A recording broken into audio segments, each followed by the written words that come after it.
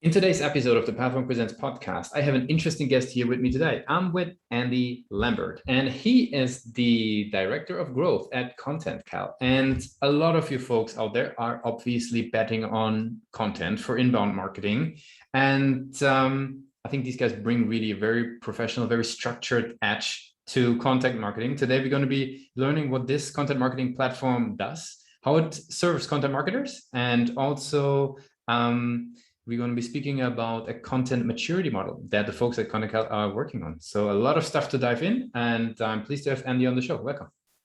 Hey, Lucas, thanks for having me on.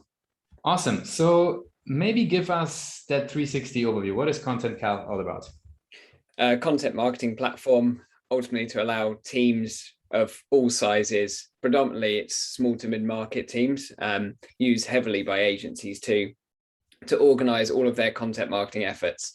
And that's not just social, that's talking about email, that's talking about blogs, that's talking about press releases, to have one coordinated content marketing effort that's fundamentally aligned to a strategy with all of the reporting tools that you'd expect to truly understand attribution and that kind of stuff. So yeah, I think you and I both operate in very, very high potential areas of the MarTech stack, that's for sure.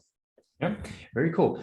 Maybe tell us a little bit sort of the types of problems that people run into before they start looking into something like ContentCal, just that, we can all sort of relate to it a little bit. What would be sort of the typical issues that you guys will be solving?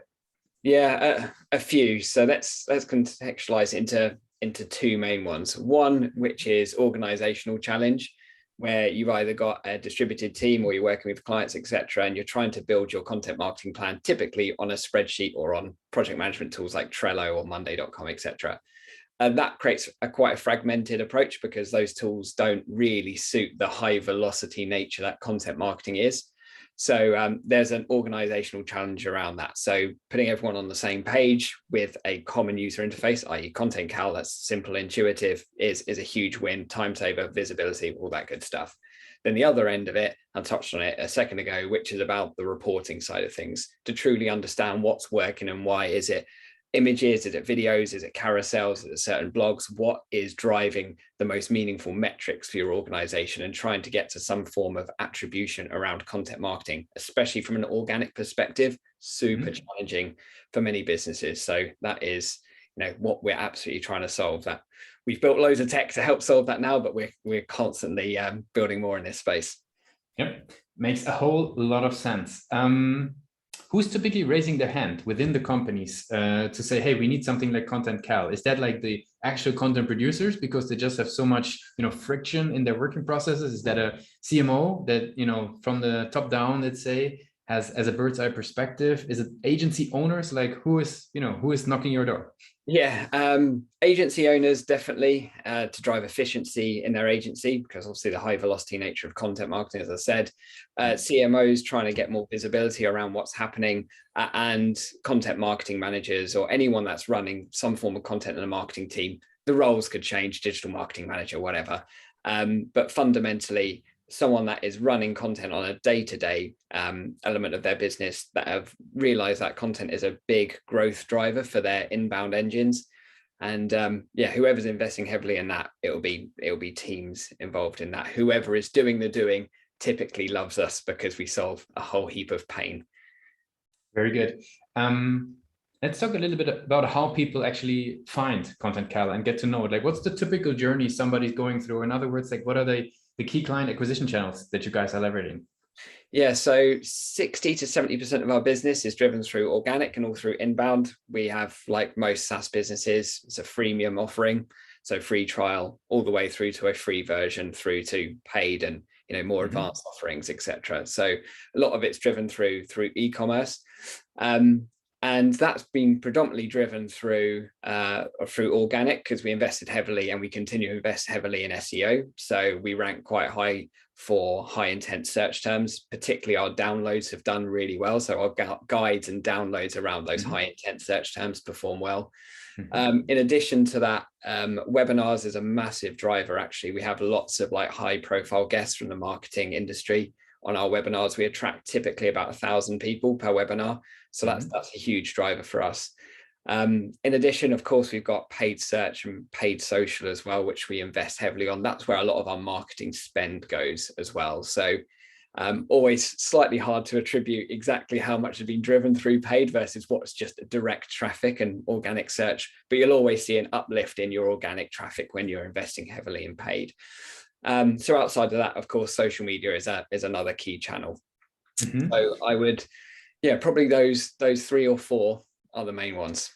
Got you. I'm sure there's a lot of marketers listening now and say, hey, how do these guys get 1,000 people conceptually into their, or repeatedly into their webinars? Any like 2 or 3 quick learnings that you guys were gathering to build up, that audience?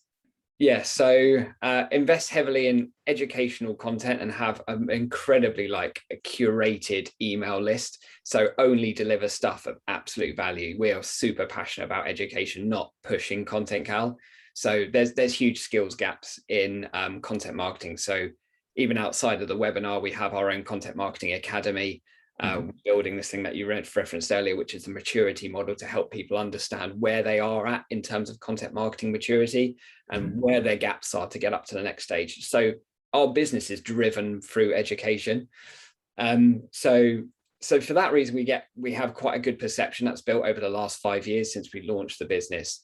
But predominantly from webinars, they have taken probably 3 years to get to this level. So it's not an overnight thing. But we'll have high profile guests, which is always the thing. So we built our reputation on high profile guests. And typically, sometimes we're paying these people to speak, sometimes not, sometimes we're giving away stuff to them, etc. But every single week we've got something else going on. So it takes a lot of production effort, that's for sure. But we kind of curate it and put it together in as high kind of production value as possible, so that it's not like a typical sales slide deck and video. It's quite highly produced. Very cool. And as a result, when we get really good people involved, like we had their head of social for Monzo last week, and for businesses as cool as that, that has such an amazing halo effect for bringing people in. Yeah, makes a whole lot of sense. Very cool. You spoke about inbound a little bit. What role do you attribute to the website? I mean, obviously for an inbound tool, it's critical, but head of growth people initially or typically are very critical with the website. Where do you see sort of the biggest strength of the website versus where do you see the biggest room for improvement? Yeah, I mean, it's a never-ending project, as you know, the performance of our website. We got a particular challenge because it took us ages to acquire the .com domain we wanted. So ContentCal.com, we always used to be on IO. So we're going through a lot of pain of transitioning between 2 domains, building up domain authority. Yep. Super tough job. So in terms of our website, we're running split tests on all of our main high intent pages, heat maps, obviously running on our site, because predominantly just to track where people are going as soon as they hit our site, mapping their journey to a degree. But I mean, customer journey mapping, as you know, this is what you do, can mean a lot of things. But ultimately, there's 2 really high intent pages. So the landing page that people go into our home screen, which drives people into the free trial. So we've kept that super clean. But we split test a load of different messaging using Google Optimize on that. And then from a pricing page perspective, we're constantly iterating on that. I mean, we probably change our pricing, our plans, and our naming structure every couple of months. So it's a huge amount of pain, a lot of change to keep up with. But when you're driving this much traffic to your site, as you know, like this is where a huge amount of investment is. We have just one single person employed here that spends just their whole time looking at website data. Yep, makes sense. Interesting. You mentioned heat maps, you mentioned A/B testing or Google Optimize. I'm curious though, right? How do you guys typically go about deciding what actually needs to be changed on the website? There was a discussion that has been going through a couple of podcasts now where, yeah, there is heat map data, yeah, there is some A/B test results, but how do you go about actually figuring out what exactly needs to be changed? It's a brilliant question. It's a lot of guesswork, to be honest, and a lot of presumption. We typically know, because we have lots of bespoke landing pages as well, which are driven off the back of a lot of it through our paid activity. So naturally, we get quite a lot of high traffic on these. So it's quite easy to compare and contrast the high converting landing pages And when you're testing or having different iterations between them, putting the CTA here versus here, or changing the messaging for this audience, we haven't got any of it right, it's fair to say, because it's just constant learning. So in answer to your question, where we start, there is a degree of strategy to it, but it is just constant. But the good thing is that most of the traffic, and most people will find this on their websites and their main kind of high converting properties, most of the traffic is populated around a few core areas, which gives you your kind of focal point really as to where you should be spending the time. Interesting, super interesting, especially with like high traffic pages. It's been an ongoing theme on the podcast, so thanks a lot for your insight. I want to switch gears a little bit and talk a little bit about you as a leader in growth, because I mean, you're in content, right? There is so much content on growth out there. You guys are contributing high value content into the mix, but how do you personally sort of sift through, filter out, or decide what to read, where to read? Like, what's your take on staying sane with all that content out there? Yeah, there's only a few things that I actually read personally. So because I'm a tech nerd, the Product Hunt Digest is something I'll always read, right? So the weekly digest from Product Hunt. So I don't spend any time on websites at all, like browsing Product Hunt. I'll just wait for the digest because the weekly digest is really good.